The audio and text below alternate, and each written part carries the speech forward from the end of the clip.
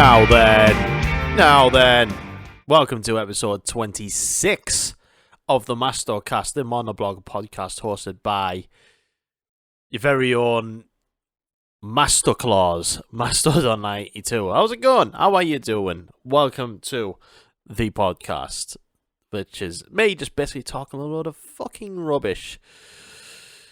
That's it. That's basically it. That's me. Yeah. Hope you're doing well. Hope you're having a nice weekend on the run up to Christmas. If you're listening to this on the Friday, you might be on your last working day of Christmas. You might have already broken up for Christmas. You might still be working over the holidays, but to you, I still hope you're doing very, very well. And yeah, I hope you just all have a good holiday season. Hope you all have a good Christmas.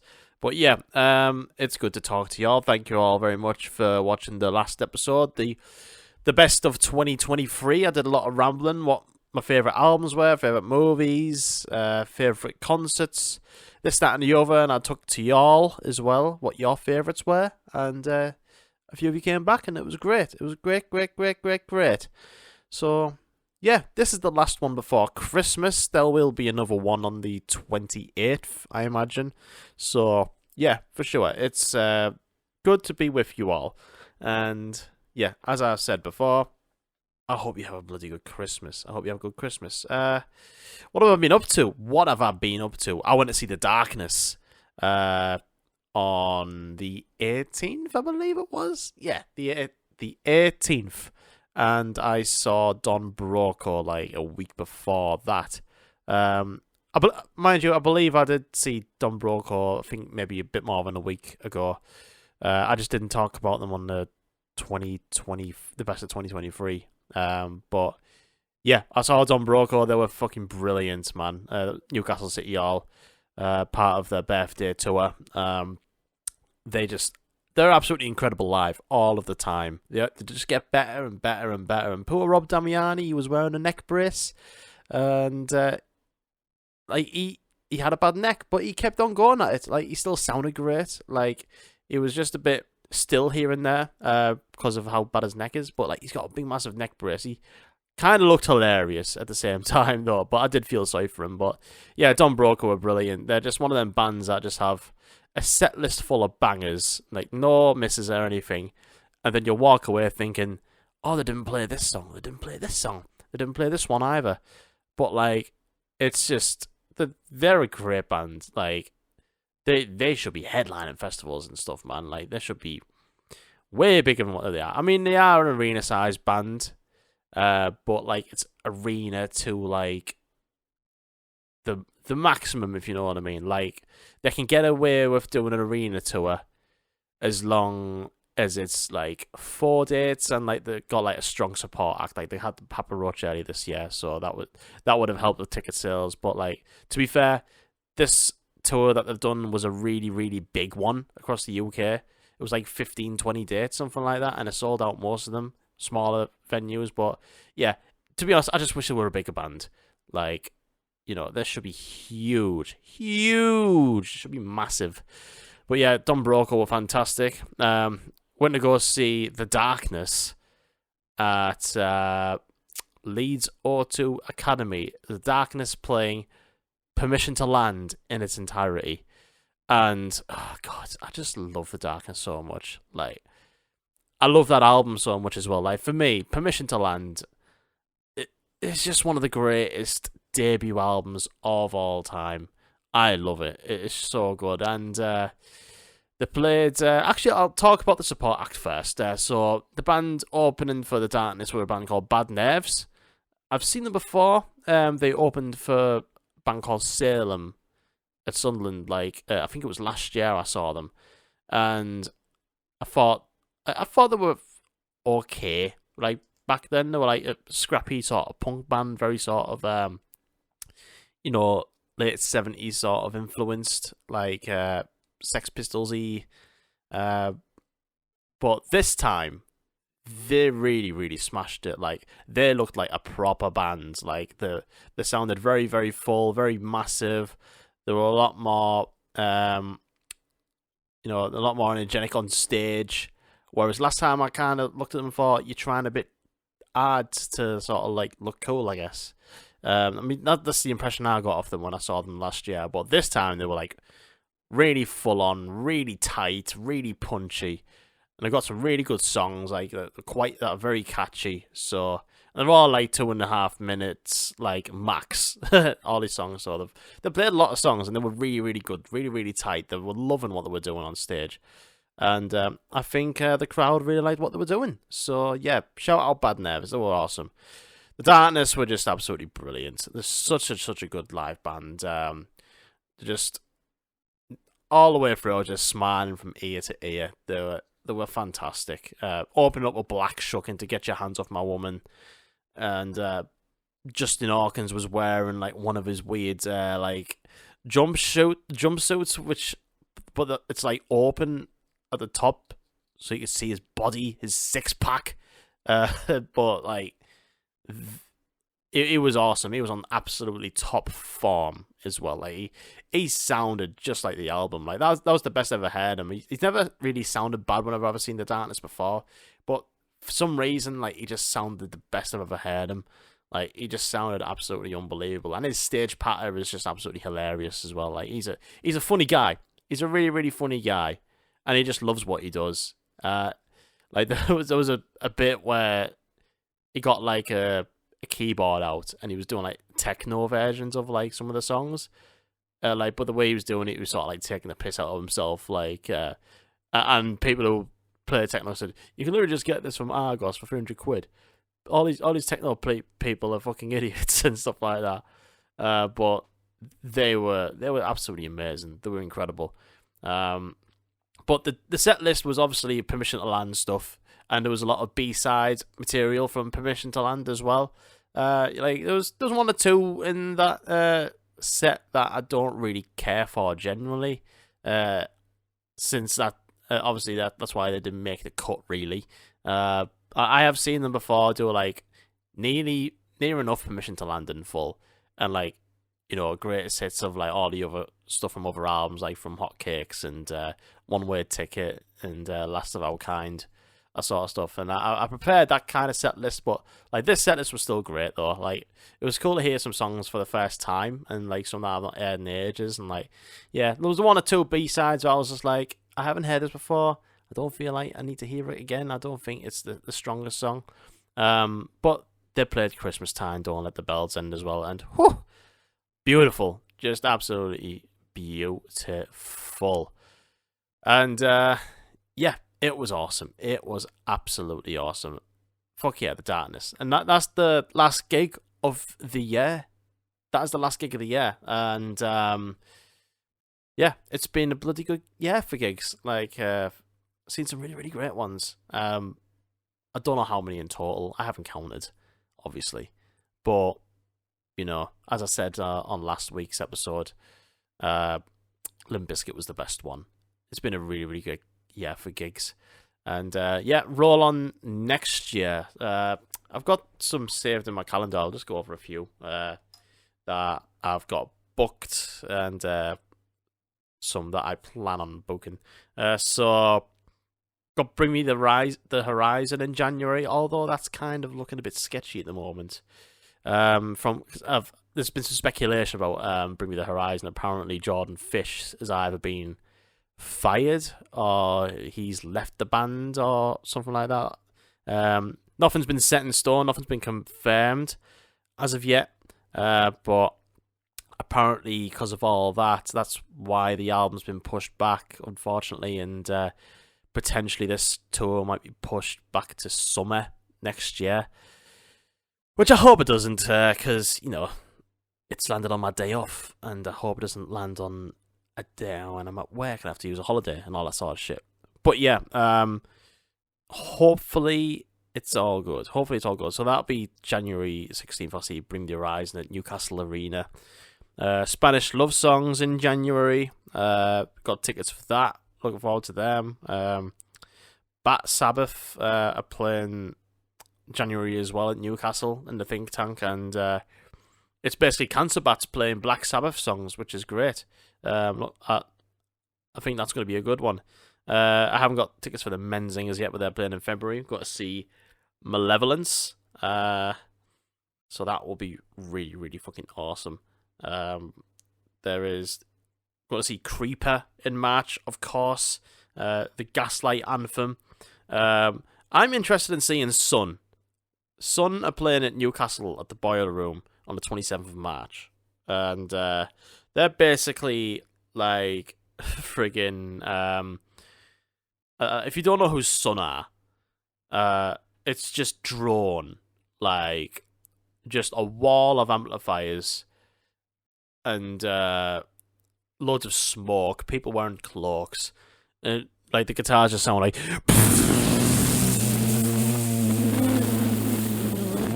and there's a dude on the microphone going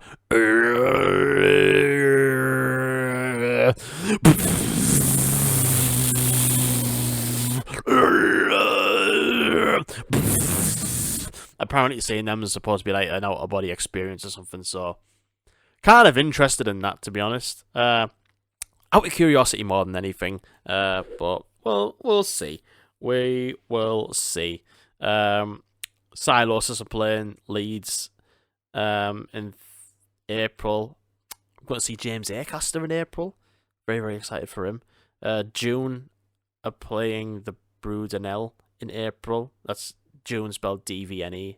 Brilliant band. Who else is there? Got Bruce Dickinson in May. Finally going to see Bruce Dickinson. Tool. 1st of June. Tool. There's Download. And I think that's it. But that also segues me into a festival announcement, basically. So, you've heard me go on this podcast about how much I loved Outbreak Festival last year. Just the greatest festival ever, I think, in my opinion. I absolutely love it. So they have announced the first wave of bands, which I'm very, very, very, very, very, very excited for. Let me just find it. Only I could find it. Silly me. I didn't even have it prepared. I'm not really prepared for this episode, of course. But there we go.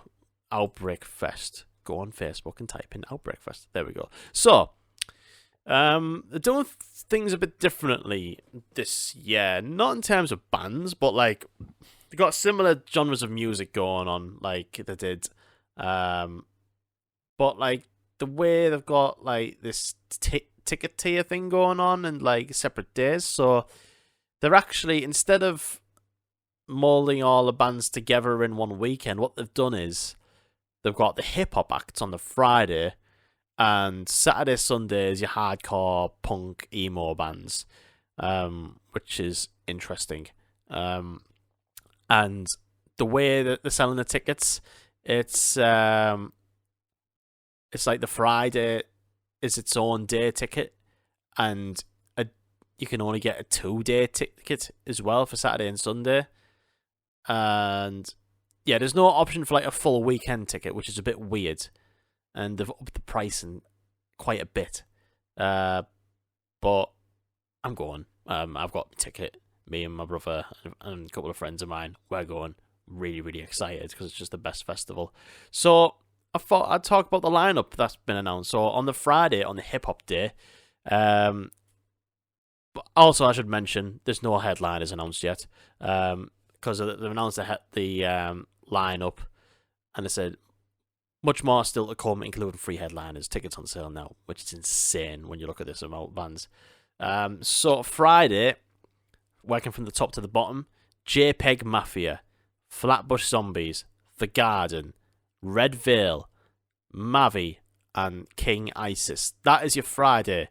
Those are the hip hop acts. So I've literally just started listening to JPEG Mafia recently. I've just started listening to the Veteran album, and it is really bloody good, I have to say. I really, really like Peggy. That, because I didn't know what people were saying about Peggy. Who's Peggy? And then I realised, oh, it's JPEG Mafia, of course. So yeah, I'm interested in JPEG Mafia for definite. And I know a lot of people say Flatbush Zombies are really great. I haven't actually heard anything from them before. Although I did see Michidako, who played Outbreak this year as a solo act, but he was part of Flatbush Zombies. So, yeah, Flatbush Zombies, they're playing.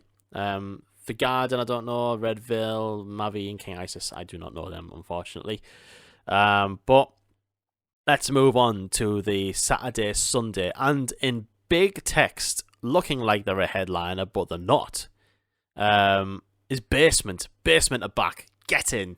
I love Basement. I absolutely love Basement. If you've never listened to Basement, just do me a favour. Please listen to one of the first two albums, either I Wish I Could Stay Here or Colour Me in Kindness. I mean, for me, Colour Me in Kindness is my favourite by them. I Wish I Could Stay Here is still also incredible. But they also have another two albums that they released after the first two that are really, really good. I just think the first two are a bit more gritty, a bit more grungy, a bit more anthemic. The last two are a bit sort of like more on the emo side, more like the Jimmy Eat World side of things, which is still great, but like the first two albums are just tens for me. But Basement are playing. They're not a very active band at the moment. Like I think the last gig they have done was actually Outbreak last year. And ever since then, they've not really been active. They've not really posted anything. So I wonder what kind of set we're going to get. Are they recording an album? Are we going to get new songs by the time we see them? We'll see. But Basement are there. They're like they got big font, like that the name is in a big font. So, but they're not one of the headliners. So they may be either co-headlining or they will be like main support to the headliner, whoever that may be. So yeah, we'll see that. We'll see what happens. Angel Dust, very, very excited for Angel Dust. They're a great band. They're really, really awesome. Like rockabilly, rock and roll, hardcore, awesome shit. Balance and Composure are back. They were on a hiatus for a fairly long time, and they are back. So I've never got round to seeing Balance and Composure ever, but they're rad. Bib, that's spelled B-I-B. I do not know who they are. Bugbath, do not know who they are. Ceremony are playing. I do believe Ceremony has a time off as well, but I do not know anything by them. But yeah, I will check them out for definite. Chat Pile are playing. Really, really love their album that came out last year, which is just a real disgusting piece of noise, which I really, really enjoyed. Crushed. End It. Don't know who they are. Fiddlehead. Yes. Fiddlehead, who their album came in at number 20 in my top 20 albums of the year. I love Death Is Nothing to Us. It's great. So to hear them songs, like really massive choruses, it's going to be awesome. Glare, I don't know who they are. Gouge Away, really great band. Like them. Just need to listen to some more of their stuff. Harm's Way for that heavy, heavy, heavy, heavy industrial hardcore shit. All the Gajira type riffs. Very, very excited for that. Higher Power, of course. It's not a hardcore festival. Higher Power, they're always everywhere. I love Higher Power. They're great. They're always good live. So yeah, looking forward to them. Hot Mulligan. I've never actually listened to Hot Mulligan, but I know they have a lot of hype around them. Also, I should mention, like after the Basement one, all these bands here that are getting announced that I'm listing now, are all in alphabetical order. So like there's no there's no idea where these are all going to be on the main stage or anything, but I do know this is main stage. Incendiary, Jive Bomb. Oh, and this is going to be so good. Joyce Manor playing Never Hungover Again, 10-year anniversary set. Oh, God, yes. I love Joyce Manor. Joyce Manor are brilliant live. Do me a favour. Listen to Never Hungover Again, right? It's an album that's only about 20 minutes long. And, like, all the songs, like, literally about a minute and a half. Like, some of them are about a minute. But they are so infectious, so hooky. Like, just huge sounding pop, rock, punk bangers They are awesome. They have some brilliant albums, but Never Hung Over Again's beautiful. I love it. I saw them support the Menzingers last year. Oh god, I just loved them. They were great.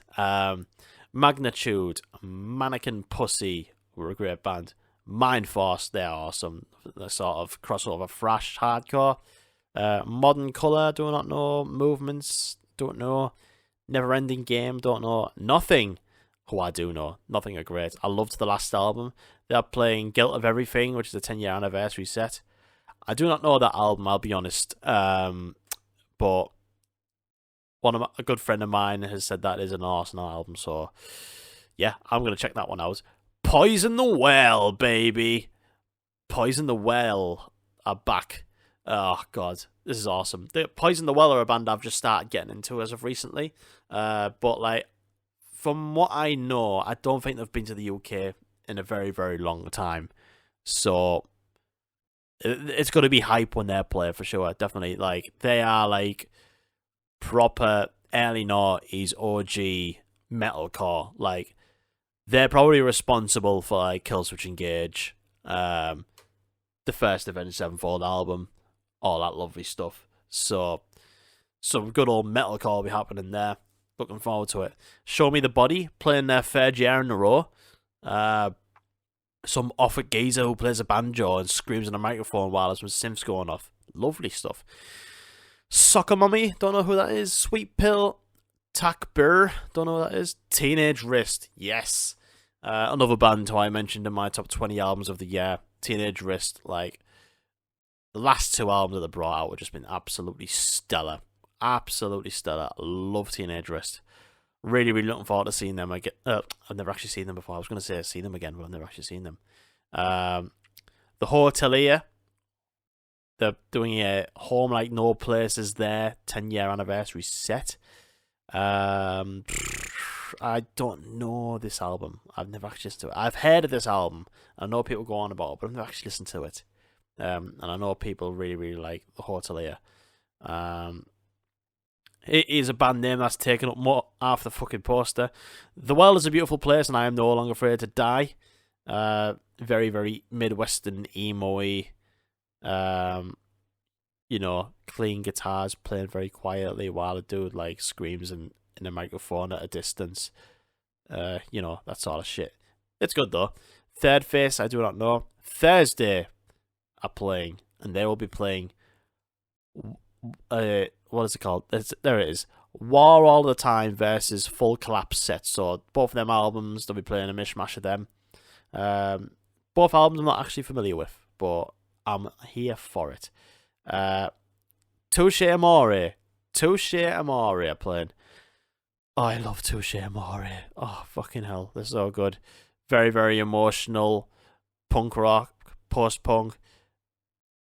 Stage 4 is an album that is bloody hard work to listen to because of the subject matter and all that. But they have a lot of awesome albums as well. Like, Is Survived By, you know, oh shit, what's that album called? What's that album called I really, really, really like? I forgot what it's called. Departing the Sea Between Brightness and Me. That one, yeah. That one's really, really awesome. And the latest album they brought out as well, Lament. Awesome. So that's the main stage of bands. And there's also, I'll just go over these quick. There's like looks like these might be the second stage bands because the font's shorter. Again, in alphabetical order. So, Body Web, Demonstration of Power, Despise, Dynamite, Hellbound, Impunity, Cute, Killing Me Softly, Nothing But Enemies, Perp Walk, Plastics, Speedway, Spite House, Split Chain, Stiff Meds, Truth Cult, and Wrong Man. And at the bottom of the poster says, more to be announced, skate. There's a skate jam there, so people will be bringing their boards and, you know, fucking doing ollies and kickflips and shit. Independent markets, some street food and more. That is a good lineup. I do like it. I do like it. I'm very intrigued to know who the headliners are, of course. But that is a lot of good bands. That's a lot of good bands. I'm really, really excited. You know, I got my ticket there and then because I was just like, yeah, I'm fully in on it. I'm game. I can't wait to go. But yeah, fucking Outbreak Festival. Like, if you're into like your hardcore punk sort of stuff, and metal, like, it is just the best festival ever. I absolutely love it. It's a bit more independent. You could do stage diving and shit like that, and all the sets get recorded like really, really professionally. Like if you go on YouTube and type in Outbreak Fest like 2022 or 2013, like the quality of the sets that have been recorded, like audio fully mixed and everything, and produced, and like the camera work and everything, it is just like produced like incredibly well. By Daitan Films. Like, it is so good. So like, they're still like uploading footage from this year's Outbreak, and every time one of them pops up, even if it's a band I didn't see, I just sit there and watch it because I just love it. But yeah, that's Outbreak Festival. So there we go. That's it for music sort of stuff, really. What have I been playing? I'll tell you what, I've played a couple of things actually. So I finally finished the campaign on Ghost of Tsushima, and I've got to say, what a game. Brilliant. Absolutely brilliant. Like, I was just like transfixed on this game throughout the whole thing. Like, it is really, really immersive. It looks beautiful. The combat is really, really awesome. Lots of side quests to do and everything like that. There's loads of other things to do. Like, I was just doing like side quests like on my way to like some of the main campaign missions, that sort of thing, and I was just having a blast doing it. I absolutely love this game. It's great. One of the best ones that's been released on the PS5 so far. Yeah, really, really awesome. I'll definitely go back to it. I know there's a DLC that got released for it that I haven't tried yet. But I will definitely come back to it and give it a go for sure. But yeah, loved it. Absolutely loved it. And what an ending as well. What an ending. And yeah, I'll definitely go back to it, finish off some side missions and stuff like that, and do the DLC maybe. So yeah, go to the Shimmer. Incredible game. Really, really great. I reckon if they work on a second one, the second one's going to be awesome. I reckon like they'll learn what they have done from doing this one and just go, let's make one that's even better. And if they do, they'll be on to something special. They really, really will. So yeah, I did that, and I finally got round to playing the Separate Ways DLC for the Resident Evil 4 remake, where you play as Ada Wong, who was another character in Resident Evil 4, who's also come from Resident Evil 2. And this was really, really great fun. It was awesome. A bit more action-packed than the regular Resident Evil game. Took me about 5 hours to do, and the DLC cost me about £8. And I thought it was good money well spent. Really, really well spent. I really enjoyed it. I like the grappling hook sort of mechanics that you could do, like going from place to place. Even though it is action packed, it's still scary as fuck, and I love it. Like, as I was playing it, I was just sat there thinking, God, I just want to replay through like Resident Evil 4 again, because of just how amazing it looks, how beautiful it is, how gory and horrifying it can be, and yeah, like I would happily just go through the main campaign and Separate Ways again. It was awesome. So like, it's a good little thing to do. Like, if you've, I will definitely say, obviously do the main story first. Do that first. Get that out of the way, and then do Separate Ways. Because it's cool to see how it intertwines with the original story. You go back to places where Leon has either already been to or before you get to where he is.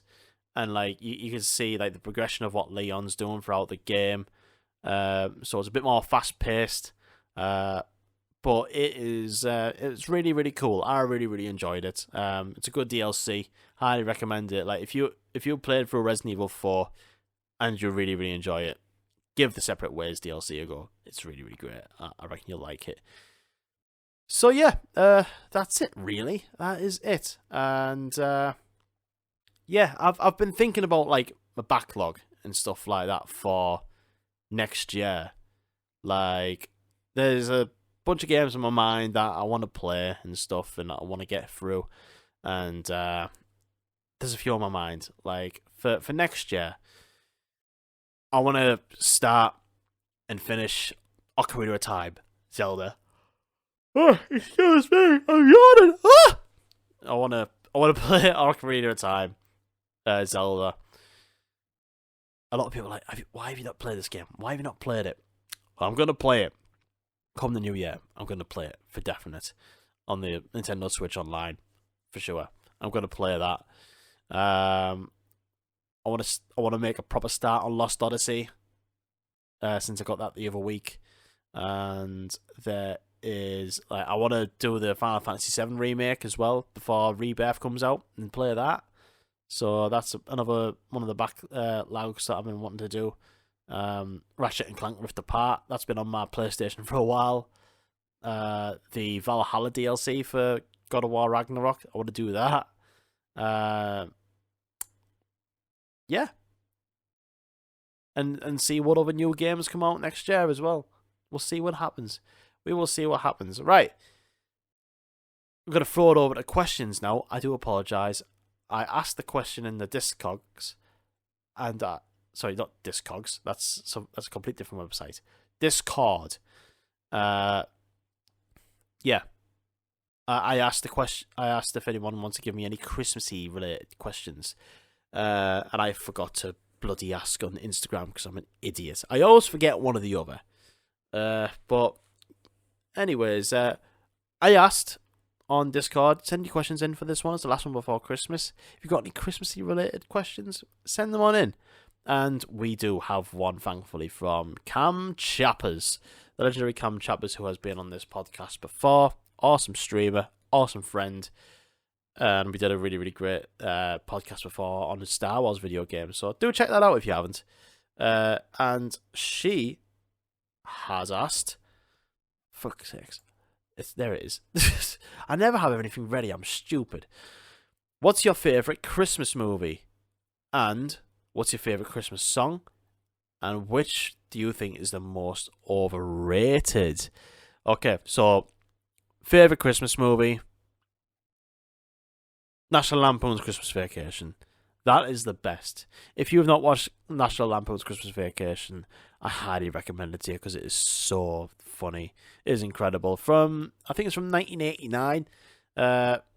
Like just basically a family celebrating Christmas and putting all the other families together, like, you know, the husband's family and the wife's family all together in this house, and they're barely fitting in, and like their uncles like joining in and all sorts. Like it's batshit crazy, but it is so funny. Like just good old fashioned comedy, just like really dumb, stupid. I love it, and yeah, it's just awesome. It's just awesome. Chevy Chase, boyo, and yeah, I'll be watching it again soon because it's a yearly tradition to me. I've got to watch that, and I've got to watch A Christmas Carol this year. Otherwise, something's gone wrong. And yeah, that's my favourite Christmas movie, A National Lampoon's Christmas Vacation. If you've never watched it, highly recommend you do. What's my favourite Christmas song? The Darkness, Don't Let the Bells End. They played it the other night. It's just like, as soon as I hear the it's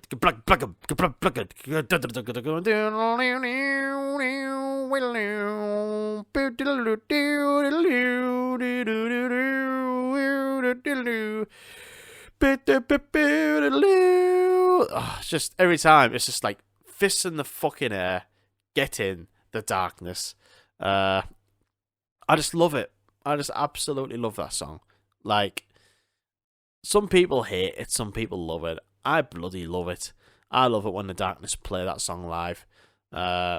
It's just really, really good fun. It's awesome.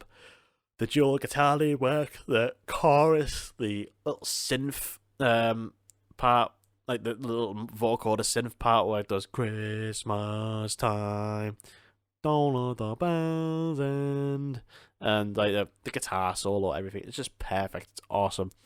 Hell of a track.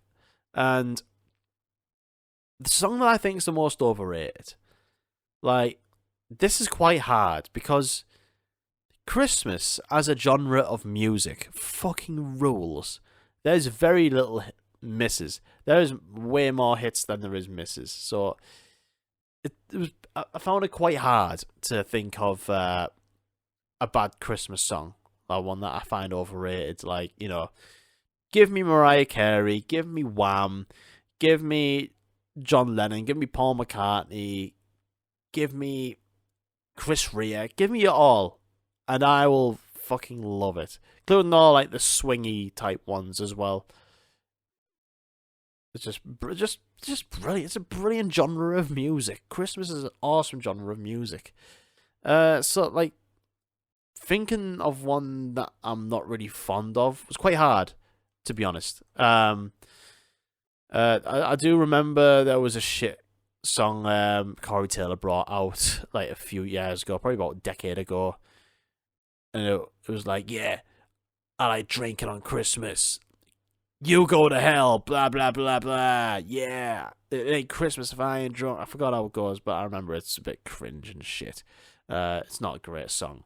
And the only one that doesn't really get me hyped up all that much, to be honest. Even though I do find myself singing along to it, like if it's on in the background, like I won't skip it, I don't think. But whenever Feliz Navidad comes on, it's not really a great Christmas song. Like, as a song, it's literally, the verse is just Feliz Navidad, Feliz Navidad, Feliz Navidad, da da da da. And the chorus is just, I want to wish you a Merry Christmas. I want to wish you a Merry Christmas. It's very repetitive. Like, but the chorus has still got a hook on it, though. Like, you know, I still sing along to it, but I don't think it's great. I don't think it's the best Christmas song. I will pick any other Christmas song over that one, I think. I think it is a bit overrated. That's all I'll say. But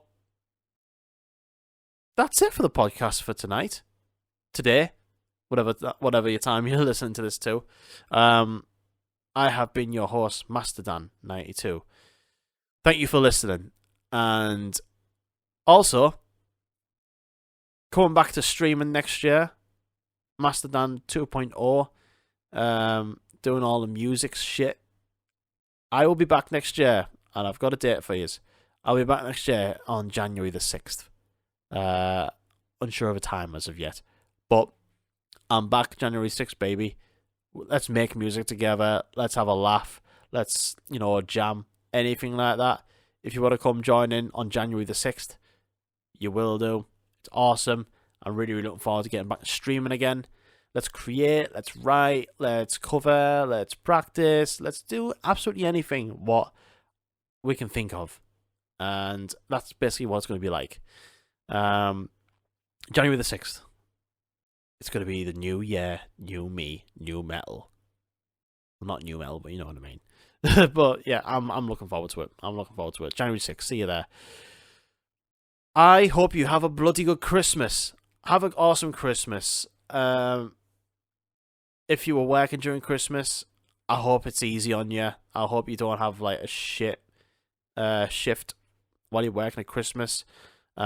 Just remember, when you eventually see your family after your shift or before your shift or whatever, it's going to be an awesome time.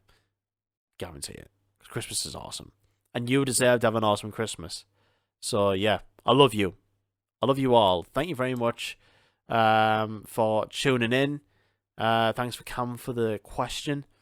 And I will see you next Friday. 29th, is it? Yeah, 29th. Yeah, I'll be back next week. Yeah, Take care, everyone. Hope you have a fantastic Christmas. Ho, ho, ho, ho, ho. Ding dong merrily on high. Feliz Navidad. I won't sing the Wham one because there might be some listeners who are trying to do Whamageddon and they don't want to hear it, which is fair enough. Okay. See you later, folks. I will see you next week. Bye-bye. Merry Christmas. Bye. Da, da, da, da, da, da. Silent night.